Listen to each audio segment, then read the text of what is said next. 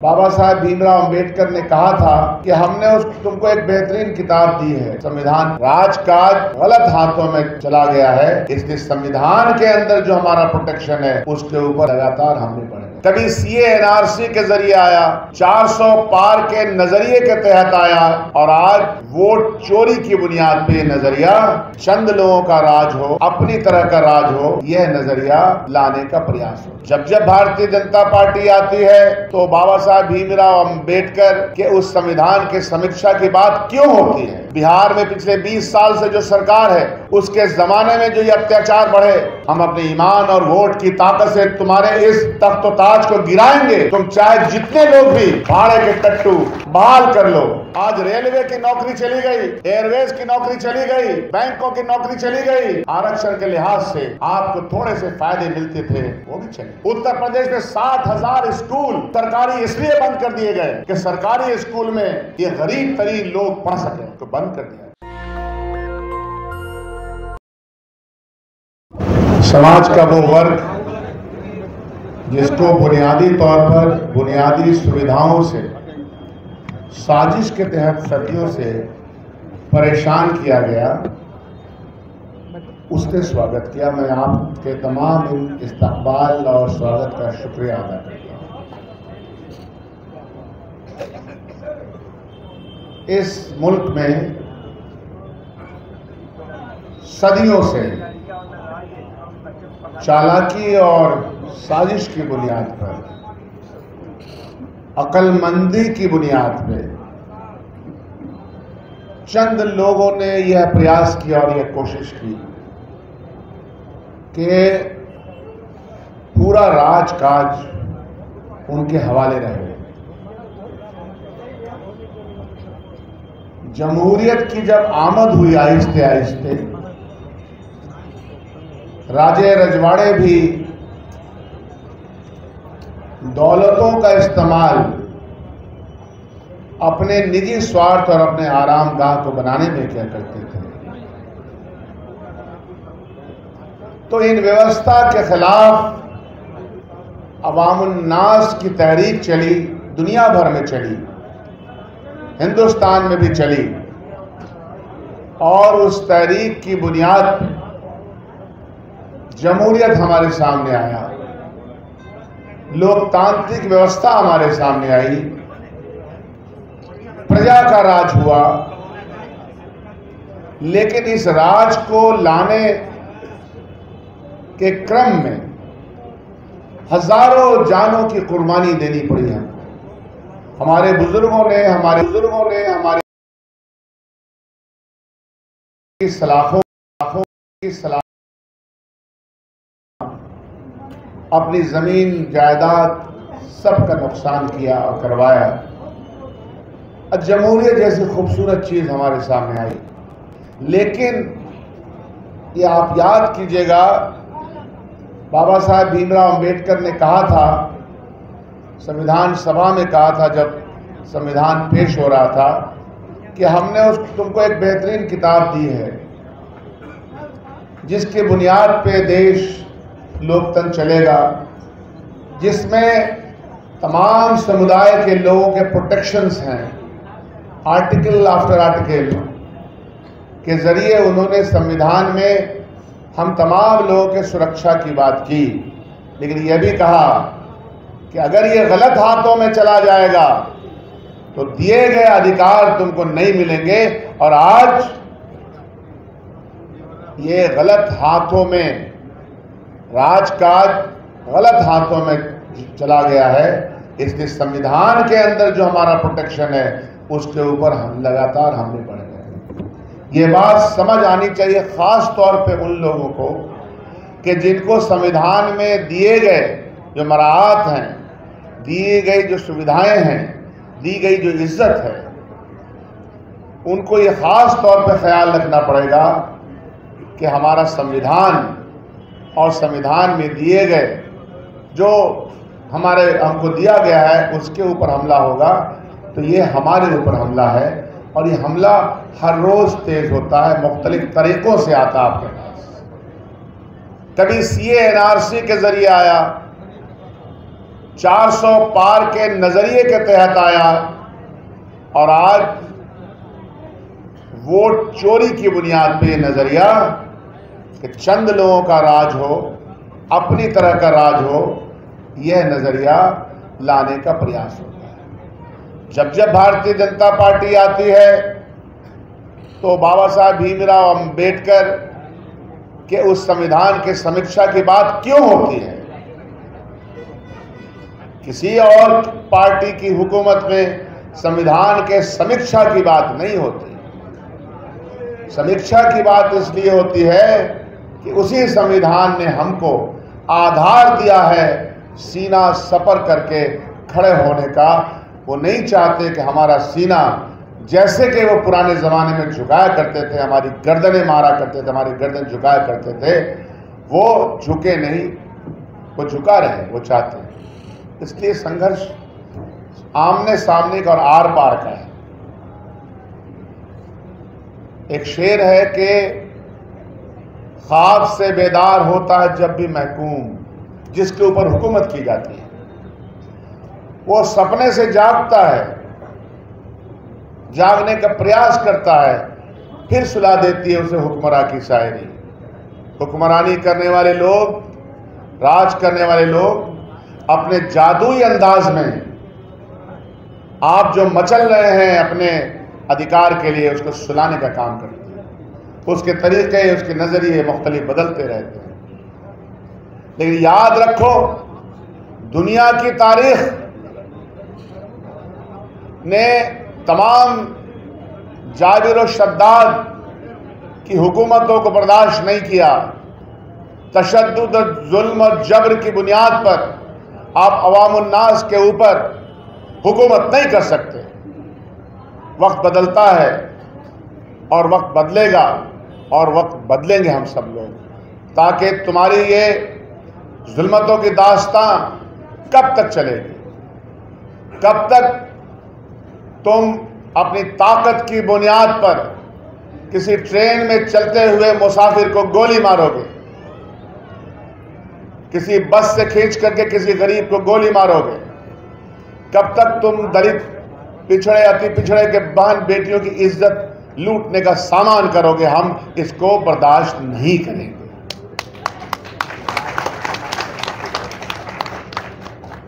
दलितों के ऊपर अत्याचार आजादी के बाद भी बढ़ते चले गए। बिहार में पिछले 20 साल से जो सरकार है, उसके जमाने में जो ये अत्याचार बढ़े, एक बेटी का रेप हुआ मुजफ्फरपुर में और उसको इलाज की सुविधा नहीं मिली, तड़पती हुई मर गई। इसी जिले में कई ऐसे हत्याकांड हुए जहां दलित के बच्चे छिसकते हुए मर गए, मार डाले गए। ऐसा नहीं है कि वक्त पलटेगा नहीं। हमारे हाथों में ऐसा नहीं है कि ताकत नहीं है। हम चूंकि इंसाफ पसंद लोग हैं, जमहूरियत में यकीन करते हैं, तो तुम जब तक छेड़ना चाहते हैं छेड़ो। अगर हम फैसला कर लेंगे तो तुमको भी नहीं छोड़ेंगे, यकीन करो इस बात का। और ये फैसला कौन करेगा? जमहूरियत में यह फैसला, जिस वोट की तुम चोरी करना चाहते हो, उसी फैसले के बुनियाद पर तुम्हें तख्त व ताज से उतारा जाएगा। आने वाले दिनों में आपके ऊपर मुसीबतों का पहाड़ और आएगा, क्योंकि हम गरीब हैं, हमारे पास धन दौलत नहीं है, हमारे पास बड़े बड़े वकील नहीं हैं, लेकिन हमारे ईमान का सौदा तुम नहीं कर सकोगे। हम अपने ईमान और वोट की ताकत से तुम्हारे इस तख्त व ताज को गिराएंगे। तुम चाहे जितने लोग भी भाड़े के टट्टू बहाल कर लो, हम चाहेंगे। और इसीलिए समाजी इंसाफ की लड़ाई, राहुल गांधी जी की तकरीर आप सुनिए। उन तकरीरों में आपको यह मिलता है कि संख्या के आधार पे हो और पॉलिटिक्स का रास्ता सही हो, राजनीति का रास्ता सही हो। आज समाजी इंसाफ और सामाजिक एकता की बात और उसकी ज़रूरत सबसे ज़्यादा है। यह मुल्क जैसा कि हमारे बुजुर्गों ने दिया, एक कंपोजिट कल्चर से बना हुआ मुल्क है। आपस के मिलन जुलन से हमारी तहजीबें परवान चढ़ी हैं। हमारे रिश्ते और नाते एक दूसरे के साथ बहुत गहरे हैं।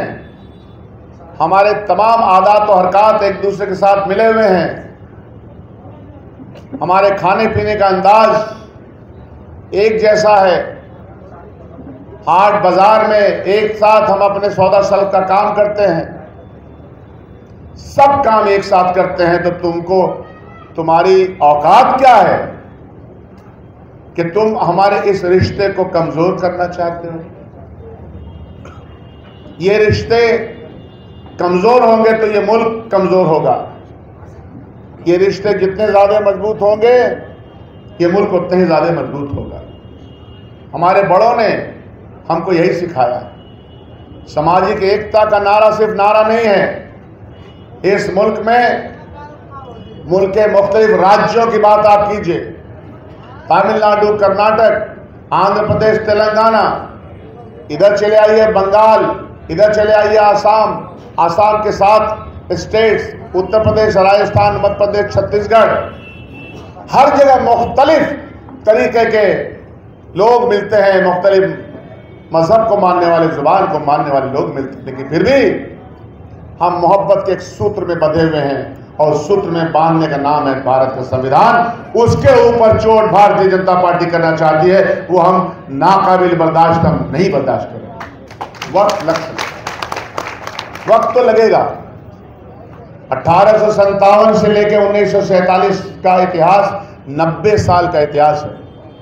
वक्त तो लगा, लेकिन जो साम्राज्य कहता था कि दुनिया में सूरज उनका गुरूब नहीं होता, जब हम अपनी आज़ादी की लड़ाई लड़ रहे थे उसी ज़माने में दुनिया के दूसरे मुल्क भी आज़ादी के लिए बेचैन थे और आज़ादी देनी पड़ी।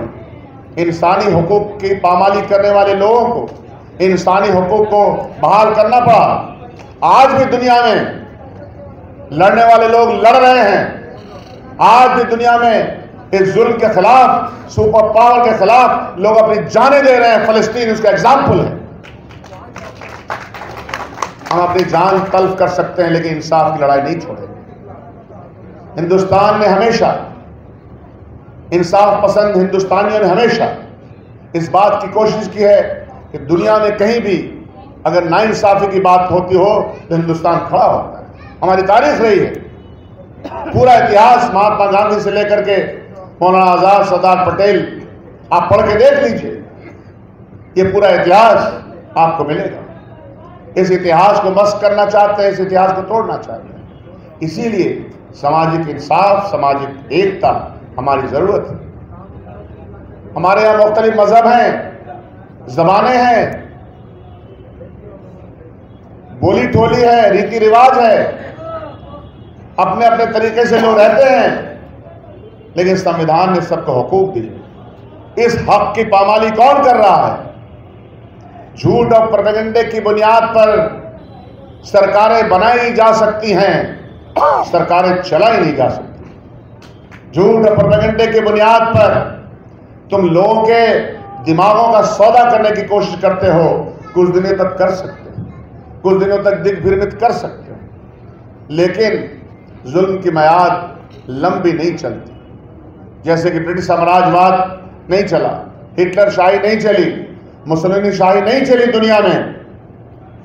दुनिया में लोकतंत्र का राज आया है, नहीं आया, जहां भी वहां आएगा। इसलिए आपका और हमारा संघर्ष को और ज्यादा तेज करना है। और जब मैं ये कहता हूं कि सबसे ज्यादा ऐतिहासिक तौर पर जुल्म जिन पे हुआ, उनके साथ खड़े रहना ईमान की जरूरत है। ये हमारा ईमान कहता है कि सबसे ज्यादा अगर किसी कौम पे जुल्म होता हो, चाहे वो किसी भी मजहब से ताल्लुक हो, उनके साथ खड़ा होना हमारी मजहबी जिम्मेदारी बनती है और इसीलिए ज़रूरी है कि पिछड़ा अति पिछड़ा दलितों के साथ हम सीना सफर होकर साथ दें। हमारे जो रिसोर्सफुल आदमी हैं, जिनके पास ऊपर वाले ने थोड़े धन और दौलत दिए हैं, उनकी जिम्मेदारी बनती है कि गरीब गुरबा के साथ हाथ से हाथ मिलाएं, हाथ से हाथ बटाएं, उनके साथ खाना खाएं, बैठें, उनके दुख और मुसीबत में उनका साथ दें। अगर हमने उनका साथ नहीं दिया तो तारीख हमें कभी माफ नहीं करेगी। आप अगर चाहते हैं कि आपका नाम तारीख के सुनहरे लफ्जों में लिखा जाए तो आपको ये काम करना पड़ेगा। गरीब गुरबा के जुबान में ताकत, एक तरफ संविधान है हमारे पास, लेकिन संविधान का प्रोटेक्शन की जिम्मेदारी भी हमारी है। भारतीय जनता पार्टी का विचारधारा हमारे सामने है। जो विचारधारा गांधी जी की हत्या कर सकती है, वो आम आदमियों की हत्या करने में क्या झिझकेगी? बापू के प्रिय बापू की विचारधारा समानता की विचारधारा, आपसी एकता की विचारधारा है। कांग्रेस की विचारधारा, इस प्लेटफॉर्म की विचारधारा ये कहती है कि एक साथ रहो, इकट्ठे रहो, सद्भावना के साथ रहो। तेरा हाथ हाथ में आ गया कि चिराग दिल के जल गए, मुझे सहल हो गई मंजिलें कि हवा के रुख भी बदल गए। ये है हमारा मकसद।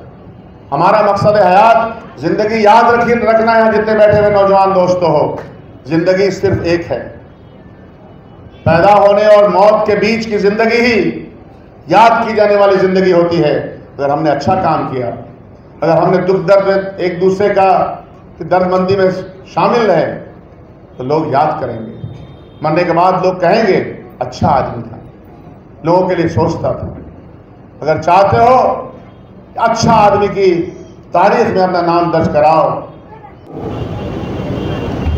थोड़ी सी खिड़की खुली, ताकत की थोड़ी सी खिड़की, आरक्षण के लिहाज से स्कूल, कॉलेजेस, यूनिवर्सिटीज, नौकरी, घर, मकान,